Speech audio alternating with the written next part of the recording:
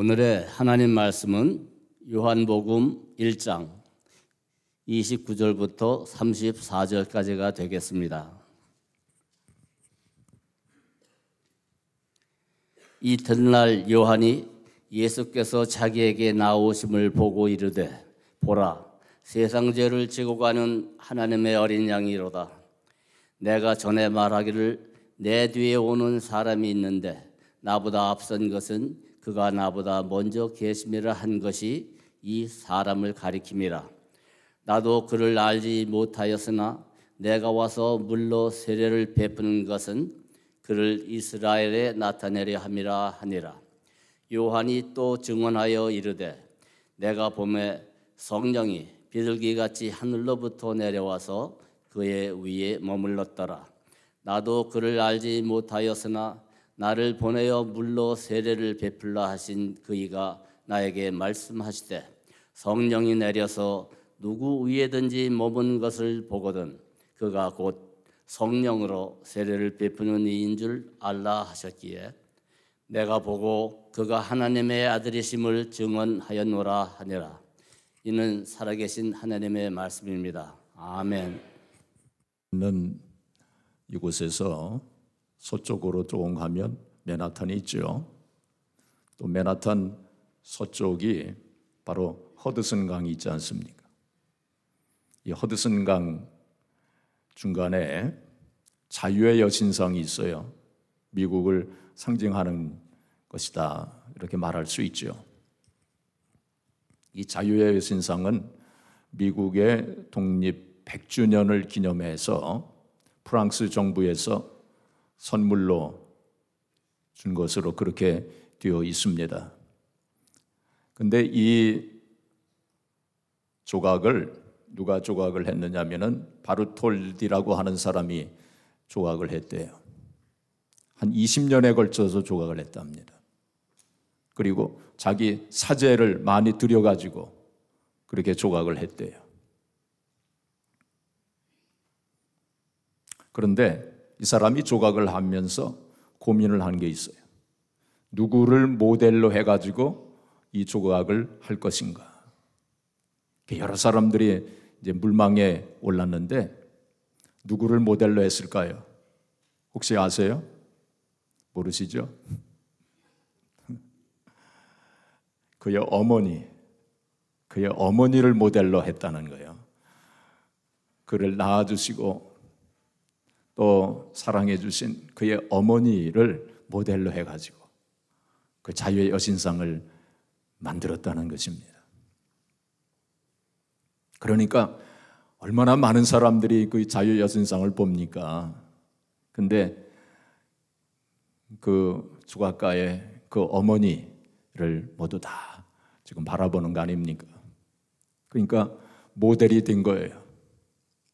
이 세상, 우리가 살고 있는 이 세상 지금은 정말 본받을 만한 모델이 없고 좀 닮고 싶은 그런 모델이 없는 시대에 우리가 살고 있다, 그런 이야기들을 하지 않습니까? 그래서 기껏해야 배우나 혹은 운동선수들이 이제 닮고 싶어하는 그러한 우인이 된 시대에 살고 있어요. 물론 배우들이나 혹은 운동선수들을 제가 폄하해서 이런 말씀을 드리는 거 아닙니다. 물론 그들 가운데도 훌륭한 분들이 있어요. 그렇죠? 닮고 싶은 사람들이 있죠. 그런데 우리 크리스천들에게는 영원한 모델이 계십니다. 그렇죠? 우리가 늘 바라보고 우리가 늘 닮고 싶고 또 닮아야 되는 그분이 계시죠. 그분이 뭐 말할 것도 없이 예수님이시죠. 그렇죠? 예수님은 우리의 영원한 모델이 되시는 것입니다. 자, 우리 히브리서 12장 2절 우리 같이 봉독하겠습니다. 믿음의 주여 또 온전하게 하시는 이인 예수를 바라보자. 그는 그 앞에 있는 기쁨을 위하여 십자가를 참으사 부끄러움을 개의치 아니하시더니 하나님 보좌 우편에 앉으셨느니라. 우리가 예수 그리스도를 늘 바라봐야 돼요. 그렇죠? 자, 그 다음에 히브리서 3장 1절 또 봉독합니다. 그러므로 함께 하늘에 부르심을 받은 거룩한 형제들아, 우리가 믿는 도리의 사도이시며 대제사장이신 예수를 깊이 생각하라. 그리고 예수님을 어떻게 하라고요? 깊이 생각해야 돼. 예수님을 바라보고 또 예수님을 깊이 생각하고. 누가복음 9장 23절에 보시면 예수님이 뭐라고 말씀하시냐면 아무든지 나를 따라오려거든 자기를 부인하고 날마다 자기 십자가를 지고 나를 따를 것이니라. 우리 예수님을 따라간다고 하는 것은 예수님으로부터 배우는 것을 의미합니다. 예수님을 닮아가는 것을 의미하죠. 그래야 된다는 것입니다. 우리가 크리스찬이라고 하는 말이 무슨 뜻입니까? 바로 예수님을 닮은 사람들이에요. 그렇죠? 우리가 크리스찬이라고 하면서 예수님을 전혀 안 닮았다면 그 크리스찬이라고 할 수 없어요. 예수님을 따라가는 자, 예수님을 닮은 자, 예수님으로부터 배우는 자.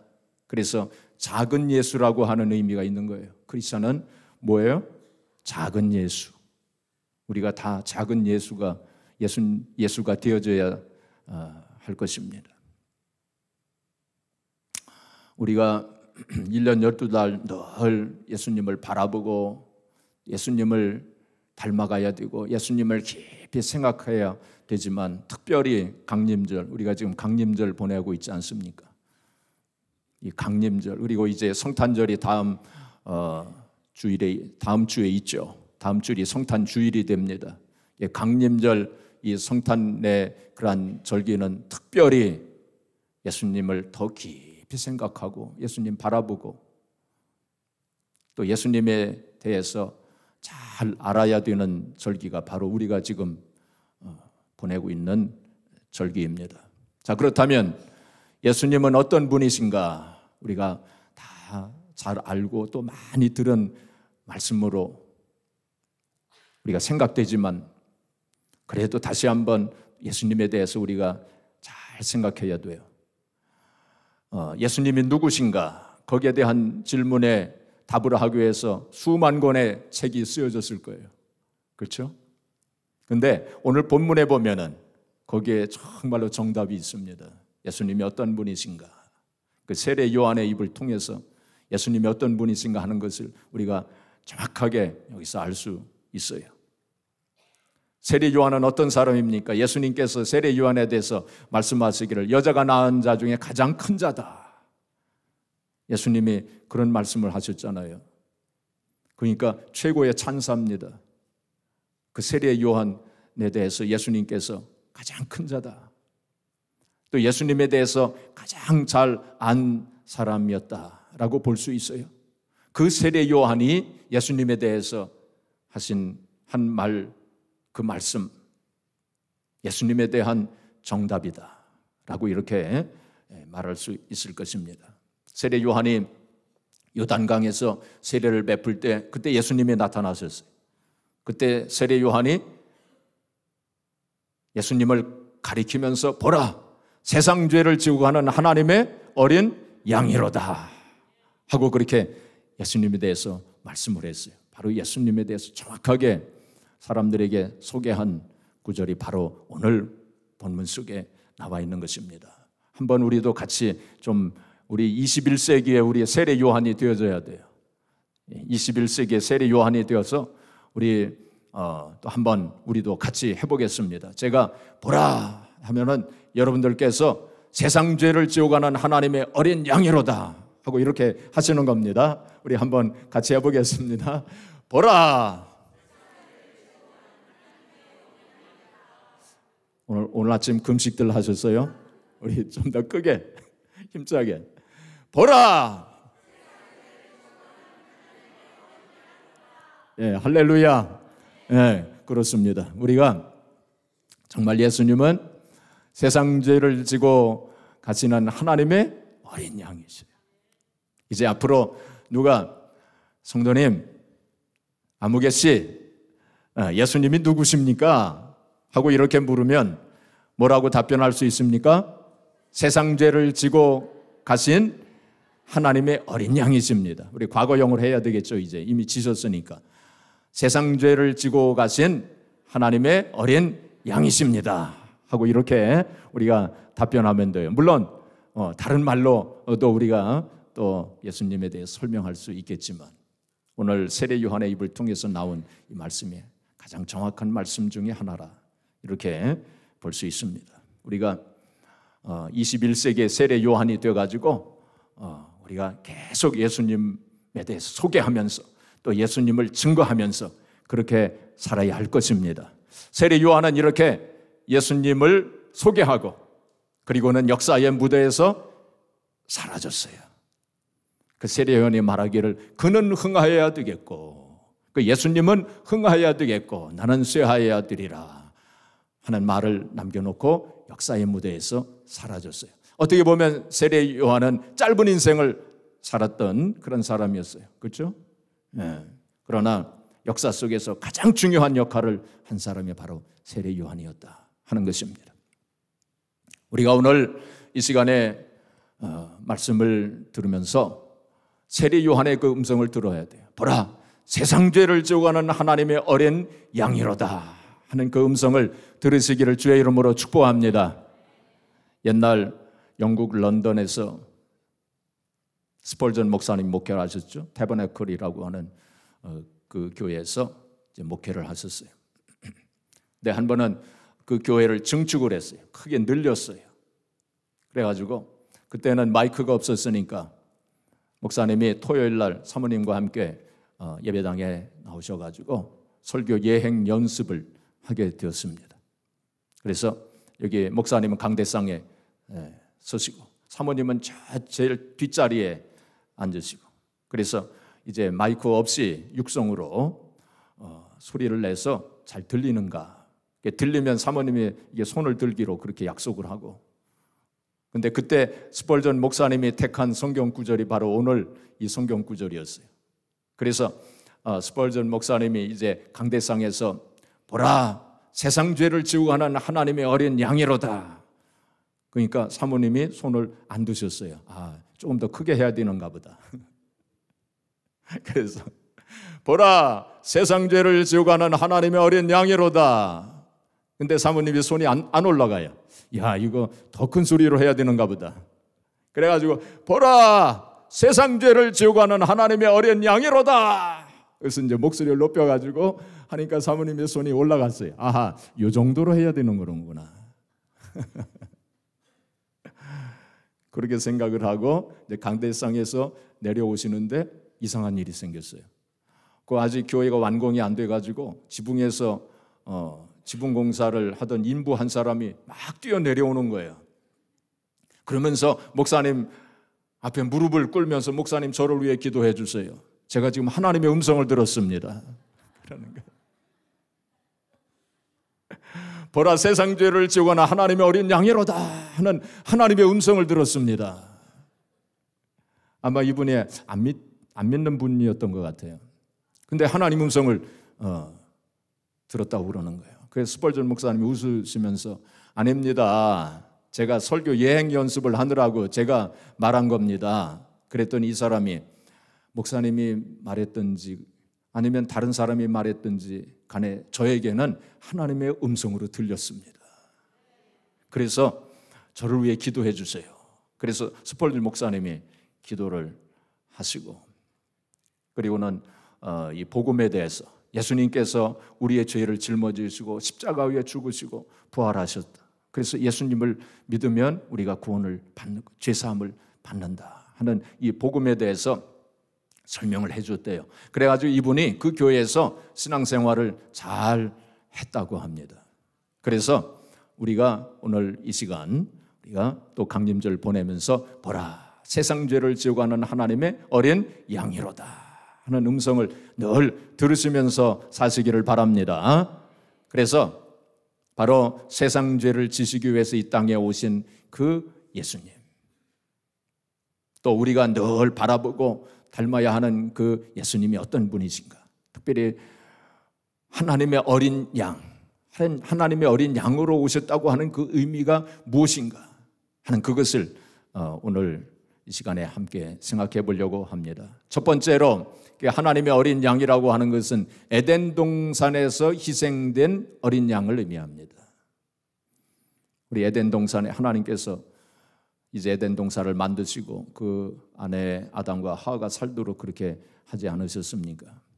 아담과 하와가 영광의 옷을 입고 그렇게 살았는데 선악과를 따먹음으로 말미암아 죄를 짓고 그래서 영광의 옷이 다 없어져 버렸어요. 그래서 부끄러움을 느끼게 되었고 그래서 무화과 나무 잎사귀를 따가지고 이렇게 옷을 해입고 그러지 않았습니까? 그렇지만 이게 무화과 나뭇잎이 얼마나 가겠어요? 다 떨어졌어요. 그때 하나님께서 성경에 보면 가죽옷을 해입히셨어요. 가죽옷, 가죽으로 된 옷. 그것은 바로 어떤 짐승이 희생됐다고 하는 의미입니다. 그러니까 우리는 어린 양으로 봅니다. 그래서 어린 양이 희생된 거예요. 어린 양이 희생돼가지고 피를 흘리고 그래서 가죽옷을 해입히신 거예요. 바로 그 어린 양, 에덴 동산에서 희생된 어린 양은 바로 예수 그리스도를 의미하고 있는 것입니다. 둘째로 유월절 어린 양이 있어요. 유월절 어린 양. 이스라엘 백성들이 애굽 땅에서 400년간 종살이하고 있을 때 하나님께서 모세를 그 바로 왕에게 보내지 않았습니까? 내 백성을 내보내라. 내 백성을 해방시켜라 하고 그렇게 하셨지만은 이 강팍한 바로가 말을 듣지 않았죠. 그래서 9가지 재앙이 내려진 거 아닙니까? 그래도 말을 듣지 않았어요. 그래가지고 마지막 10번째 재앙은 애굽 나라의 모든 장자들이 죽는 그러한 재앙이 내려지게 됐어요. 그때 이스라엘 백성들에게는 어린 양을 잡아서 그 피를 문설주와 임방에 바르도록 그렇게 했죠. 그러면 죽음의 사자가 그 피를 보고 넘어간다. 그래서 패스 오버. 그래서 유월절이라고 하지 않습니까? 그렇게 했죠. 그때 희생된 어린 양이 있었어요. 그 피를 흘린 어린 양, 바로 예수 그리스도를 의미합니다. 예수님께서 우리를 대신해서 십자가 위에 달려 돌아갔을 때 피를 흘리신 그 예수님, 바로 유월절 어린 양을 나타내고 있는 것입니다.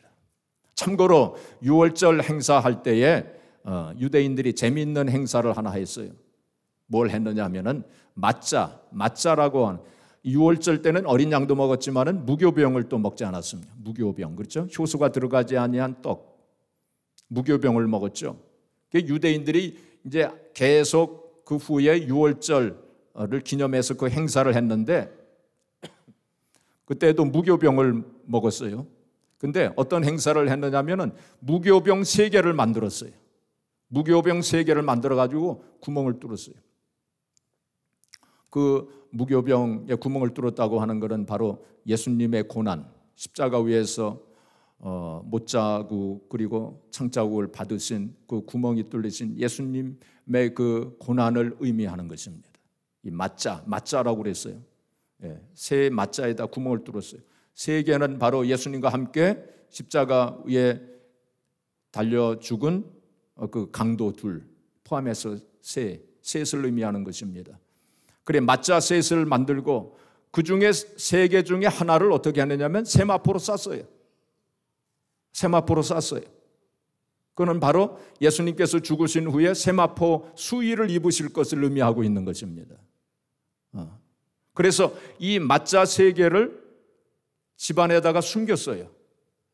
집안에다 숨겼어요. 그리고는 찾도록 했습니다. 그래서 그 세마포로 싼 그 맞자를 찾는 사람에게 상을 줬어요. 그 유대인들이 계속해서 그 행사를 했어요. 그것이 어떤 영적인 의미를 가지고 있는지 알지도 못하고, 그러니까 우리는 분명히 알죠. 참 신기하지 않습니까? 바로 예수님의 죽으심과 부활을 의미하고 있는 것입니다. 자, 그 다음에 3번째, 하나님의 어린 양으로 오신 그 예수님, 바로 그 어린 양. 3번째가 구약시대에 드려진 모든 제물과 그리고 제사, 그 제물로 드려진, 구약시대 때 제물로 드려진 어린 양이 있지 않습니까? 바로 그 어린 양을 나타내고 있는 것입니다. 구약시대 때 얼마나 제사를 많이 드렸어요. 그 제사가 다 예수 그리스도를 의미합니다. 번제를 드렸죠. 소제를 드렸죠. 속죄제 드렸죠. 속건제 드렸죠. 화목제 드렸죠. 그런 모든 제사가 다 예수님을 예표하고 있는 거예요. 그 다음에 제물을 또 얼마나 많이 드렸습니까? 소와 양, 그리고 염소, 비둘기 등등, 또 곡식 가루도 또 제물로 드렸죠. 근데 짐승을 이제 제물로 드릴 때에 제사장이 그 소나 양에게, 비둘기 혹은 염소에게 안수를 했습니다. 안수. 제사장이 제물에 안수를 했어요. 이 안수는 죄를 전가시키는 안수입니다. 보통 이제 제가 여러분들에게 안수할 때는 게 축복 안수예요. 축복 안수, 축복 기도 안수, 또 병낫기를 위해서 안수를 하지 않습니까? 그런 안수를 해요. 그런데 그때의 제사장이 제물에게다가 안수한 것은 무슨 안수예요? 죄를 전가시키는 안수예요. 죄를 전가시키는 안수. 그래서 우리의 죄, 사람들의 죄를 그 짐승에게, 그 제물에게다가 전가시키는 거예요. 그 안수를 합니다. 그리고는 그 제물을 잡아가지고 피를 제단에다가 뿌리는 그러한 제사를 드렸죠. 그러니까 그 죄인들을 대신해서, 사람들을 대신해서 그 제물이 죽임을 당한 것입니다. 바로 그것도 예수님께서 대신 십자가를 지시고 우리의 죄를 다 뒤집어 쓰시고 담당하시고, 그래서 십자가 위에 달려 돌아가신 예수 그리스도를 의미하고 있는 것입니다. 히브리서 9장 22절 우리 같이 읽겠습니다. 율법을 따라 거의 모든 물건이 피로써 정결하게 되나니 피 흘림이 없은즉 사함이 없느니라. 바로 죄를 사하기 위해서는 피 흘림이 있어야 된다. 그러니까 계속 에덴 동산에서 또 유월절 양을 통해서 혹은 구약시대의 제사를 다 피 흘림이 있었어요. 피 흘림을 통해서 죄 사함을 얻게 되는 그러한 법칙을 우리에게 보여주신 것입니다. 우리가 피 흘림이 죄로 산다고 하는 것은 무슨 뜻이냐면 레위기 17장 11절에 보시면은 생명이 피에 있느니라 그렇게 말씀했어요. 생명이 어디에 있어요? 피에 있느니라. 그러니까 피를 흘린다고 하는 건 생명을 드린다 그런 의미입니다. 우리 죄의 삭은 사망이라고 그러잖아요. 죄를 지면 죽게 돼 있어요. 그래서 그 죄를 갚기 위해서 죽는 거예요. 그 피를 흘린다고 하면 죽는 거예요. 그래서 바로 주님께서 바로 우리를 대신해서 다 죄를 짊어지시고 십자가 위에 죽으신 것입니다. 그래서 그것을 대속의 죽음이라고 말합니다. 무슨 죽음이에요? 대속의 죽음. 대신 죄를 속하시기 위해서 대속의 죽음을 죽으신 거예요. 그리고 우리 대신 죽으심으로 말미암아 우리의 죄를 사해 주시는 그 은혜를 대속의 은혜라고 말하는 것입니다. 무슨 은혜요? 대속의 은혜라고 말하는 것입니다. 주님께서 대신 죽으신 거예요. 우리를 대신해서. 우리가 죽어야 되는데. 그래서 이사야서 53장 5절에 보시면 그가 찔림은 우리의 허물을 인하며 그가 상함은 우리의 죄악을 인하며 그가 징계를 받음으로 우리가 평화를 누려 그가 채찍에 맞으심으로 우리가 나음을 입었도다. 대신해서 벌을 받으시고 죽임을 당하신 거예요. 죄는 반드시 갚아야 됩니다. 죄의 값이 반드시 치러져야 돼요. 죄가 그냥 저절로 그냥 어떻게 우연하게 없어지는 그런 법이 없어요. 죄의 값은 반드시 물어야 됩니다. 몇 년 전에 한국의 철도청장 앞으로 편지가 왔답니다. 어떤 사람이 65세 된 사람인데 저하고 나이가 비슷해요. 이 사람이 50년 전에 있었던 일을 가지고 50년 전이니까 이 사람이 15살 때 15살 때 기차를 탔는데 그때 기차 이 시트에 아주 고급 천으로 이렇게 시트를 깔았던 모양이에요. 근데 이 소년이 그거 보고 좀 탐이 났어요. 그러니까 면도칼로 그거를 오려냈어요. 30cm, 15cm 그걸 오려냈어요. 그걸 집에 가지고 와서 구두 닦는 거로 사용을 했어요. 근데 50년 동안 그게 마음에 걸린 거예요. 계속 양심의 가책을 느낀 거예요. 그래 괴로워하다가 용기를 내가지고 철도청장에다가 65세 된 분이 편지를 쓴 거예요. 내가 이런 죄를 지었습니다. 그런 지금이라도 좀 그 죄값을 받고 싶습니다. 그래서 이 철도역에서 좀 일을 할 수 있게 자원 그런 봉사를 할 수 있게 해주세요. 그래서 철도청장이 허락을 내렸습니다. 그래서 경인선 철도 어떤 역에서 열흘 동안 하루에 1시간씩 자원봉사를 했다고 해요. 죄값은 반드시 우리가 치러야 돼요. 반드시 물어야 돼요. 근데 여러분, 그 철도역에서 1시간씩 열흘 동안 일했다고 해서 죄값이 갚게 되는 건가요? 아닙니다. 여러분, 우리의 죄가 얼마나 많아요. 수만 가지, 수십만 가지, 수백만 가지, 수천만 가지. 말할 수 없이 우리의 죄가 얼마나 많고 크고 높고 깊고 얼마나 많습니까? 그걸 어떻게 우리가 갚아요? 어떻게 우리의 힘과 능력으로 우리가 그 죄값을 어떻게 묻습니까? 그래서 예수님께서, 죄가 없으신 예수님께서, 완전하신 예수님께서 이 세상에, 우리 육신을 입고 이 세상에 오셔서 바로 우리의 죄를 다 짊어지시고, 죄가 없으셨으니까 죄를 짊어지실 수 있으셨어요. 죄를 짊어지시고 십자가 위에서 죽으신 것입니다. 그것을 대속의 무슨 죽음? 대속의 죽음. 그렇죠? 그리고 대속의 무슨 은혜? 대속의 은혜. 그 뭐 다 가르쳐 드리고 제가 네, 그만큼 중요한 게, 제가 뭐 이런 말씀을 아마 수백 번 들으셨을 거예요. 그래도 우리가 또 자꾸 들어야 돼요. 이게 너무나도 중요한 것이기 때문에. 그렇죠? 이게 가장 중요한 진리 중에 진리 아닙니까? 그렇죠? 네. 그리고 이것이 기독교의 비밀이고 신비 아닙니까? 그래서 바울 사도가 늘 예수 그리스도와 그의 십자가만을 증거했노라, 그렇게 고백했어요. 자, 우리 고린도전서 2장 2절, 자, 우리 같이 읽겠습니다. 내가 너희 중에서 예수 그리스도와 그가 십자가에 못 박히신 것 외에는 아무것도 알지 아니하기로 작정하였습니다. 바울 사도가 어떤 사람입니까?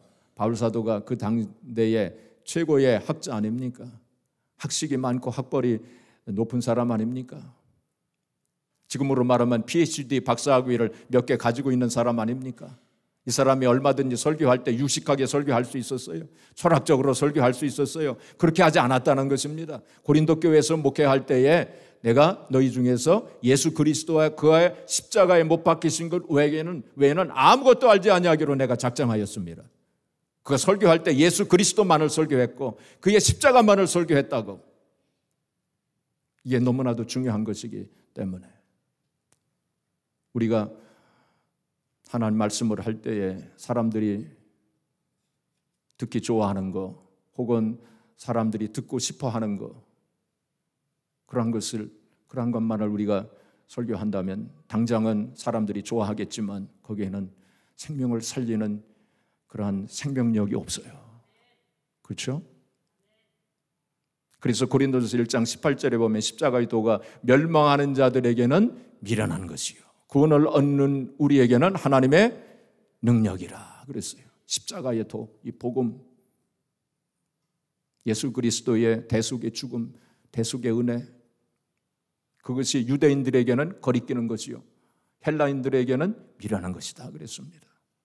그래도 구원을 얻는 우리에게는 하나님의 능력이 되기 때문에 우리가 이 십자가의 도를 바로 깨달아야 돼요. 그리고 우리가 증거하면서 그렇게 살아야 됩니다. 보라, 세상 죄를 지고하는 하나님의 어린 양이로다. 이 보라라고 하는 것은 감탄사의 의미가 있어요. 감탄사의 의미가 있지만 또한 집중해서 보라, 그런 뜻입니다. 포커스를 맞추어서, 초점을 맞추어서 바로 예수님을 바라보라, 그런 의미가 있어요.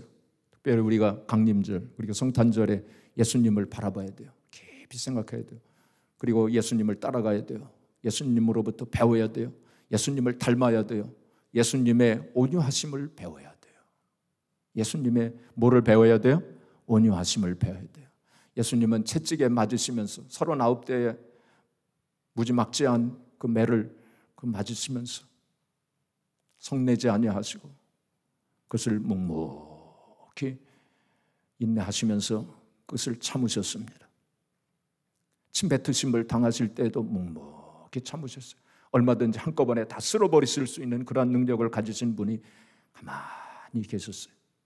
이사야서 53장 7절에 보시면은 도수장으로 끌려가는 양이 잠잠하게 끌려가는 것처럼, 그리고 털 깎는 자 앞에서 잠잠한 것 같이 그렇게 되어 있어요. 양이 털을 깎지 않습니까? 그래도 앙탈을 부리지 않고 반항하지 않고 가만히 있는 것처럼 예수님께서 그러한 고통과 그러한 모욕과 그러한 수치를 그대로 참고 견디시면서 온유하신 마음으로 그를 참고 견디셨어요. 우리가 그 예수님을 닮아야 돼요. 우리가 하나님 일을 할 때 성내서는 안 됩니다. 어떤 일이 있어도 하나님 일을 하면서 성내면서 하면 아무리 올바른 말을 하더라도 안 돼요. 그건 잘못된 것입니다. 야고보서 1장 20절에 보면 성내는 것이 하나님의 의를 이루지 못함이니라 그렇게 말씀했어요. 성내면 하나님의 의를 이루지 못합니다. 우리가 예수님의 이 온유하심과 예수님의 인내를 우리가 늘 바라보고 배워야 돼요. 그 다음에 예수님의 희생을 배워야 돼요. 예수님은 모든 것을 다 주셨어요. 그렇죠? 모든 것을 다 주셨어요. 양이 털도 주고 또 가죽도 주고 몸 그 살도 다 주지 않습니까? 그렇죠? 그런 것처럼 예수님도 모든 걸 다 주시는 그런 희생의 삶을 사셨어요. 그래서 마가복음 10장 45절에 보면 인자가 온 것은 섬김을 받으려 함이 아니요 도리어 섬기려 하고 자기 목숨을 많은 사람의 대속물로 주려 함이니라. 예수님께서 모든 걸 다 주셨어요. 사랑하는 성도 여러분, 우리가 강림절 보내면서 이제 성탄절을 앞에 두고 우리 자신이 하나님의 어린 양이 되어져야 돼요. 하나님의 어린 양, 예수님처럼. 근데 우리가 물론 예수님처럼 대속의 어떤 제물이 된다는 의미는 아닙니다. 우리가 그렇게 할 수는 없어요. 그런데 예수님께서 우리에게 보여주신 그 하나님의 어린 양의 그 온유하신 모습, 그렇죠? 또 인내하시는 그 모습, 그리고 희생하신 그 모습을 우리가 바라보면서 우리가 배워야 됩니다. 아브라함과 이삭이 모리아 산으로 올라갑니다. 제물을 드리기 위해서. 그렇죠? 그때 이삭이 아버지에게 이렇게 묻습니다. 아버지, 여기 제물을 드릴, 번제로 드릴 이 나무와 그리고 불은 가지고 가는데 번제로 드릴 양은 어디에 있습니까? 하고 이렇게 물어요. 자기가 제물 드릴 줄도 모르고. 그때 아브라함이 대답하기를 하나님께서 예비하실 것이다. 그렇게 대답을 하고서 올라갑니다. 그리고 이제 모리아산 정상에 올라갔을 때 그때 비로소 이삭은 자기가 제물이 되어져야 한다는 사실을 알게 됩니다. 그때 이삭은 순순히 순종을 합니다. 자기가 제물 되기로 그렇게 순순히 순종합니다. 그때 이삭이 청년이었어요. 그리고 아브라함은 노인이었습니다. 얼마든지 이삭이 자기 아버지 밀치고 모리아산 밑으로 도망갈 수 있었지만 그렇게 하지 않았어요. 자기가 순순히 제가 그렇게 하겠습니다. 제가 제물이 되겠습니다. 아브라함이 칼을 들었을 때 하나님께서 아브라함아 그 아이의 손을 대지 말아라. 보니까 하나님께서 거기 그 나뭇가지에 어린 양이 거기 있는 것을 보게 돼요. 하나님께서 예비하신 거죠. 그래가지고 그 양을 대신해서 하나님께 드리지 않습니까? 실제로 이 이삭이 하나님 앞에 바쳐지진 아니했지만은 영적으로는 하나님 앞에 제물로 바쳐진 거나 마찬가지죠. 근데 나중에 바로 그 장소가 어떻게 되었습니까? 솔로몬의 성전이 되었잖아요. 그 자리가 바로 솔로몬의 성전이 된 거예요. 사랑하는 성도 여러분, 이제 우리 강림절 보내면서 또 이제 다음 주일 성탄주일 또 이제 맞이하면서 대속의 죽음을 죽으신 예수님, 그래서 우리에게 대속의 은혜를 베푸신 이 땅에 세상 죄를 지고 가시기 위해서 이 땅에 오신 그 예수님을 깊이 생각하면서 감사하시면서 그렇게 사시기를 바랍니다. 그리고 또한 우리가 하나님의 어린 양으로서 21세기에 우리가 하나님의 어린 양이 되어져야 돼요. 그래가지고 정말 예수님의 그 온유하신 모습을 본받고 또 예수님의 인내를 배우고 또 예수님의 희생을 또 실천하면서 우리의 삶 속에서 그거를 우리가 실천할 때 바로 우리가 있는 그 자리가 뭐가 되겠습니까? 성전이 되는 거예요. 바로 그 자리가 성전이 되는 거예요. 성전이 된다고 하는 의미는 무슨 뜻입니까? 하나님께서 거기 계신다는 거예요. 성전에 하나님이 계시지 않습니까? 또 하나님께서 우리를 만나주신다는 의미가 있어요. 그래서 우리가 예수 그리스도의 모습을 본받아 예수 그리스도의 모습대로 그렇게 살아갈 때 바로 늘 하나님과 교제하면서 살 수 있게 되어지는 것이고, 또한 우리가 21세기의 세례 요한이 되어져야 돼요. 그래서 세례 요한이 보라 세상 죄를 정하는 하나님의 어린 양이로다 했던 것처럼 우리도 늘 만나는 사람마다 예수님을 증거해야 돼요. 또 예수님에 대해서 소개해야 돼요. 이게 바로 전도하는 거 아닙니까? 그래서 우리가 정말 이번 2018년 강림절 그리고 성탄절이 참으로 깊은 의미를 가지는, 그냥 지나가는 절기가 아니라 깊은 의미를 가지는 그런 절기가 되어지기를 주님의 이름으로 축복합니다.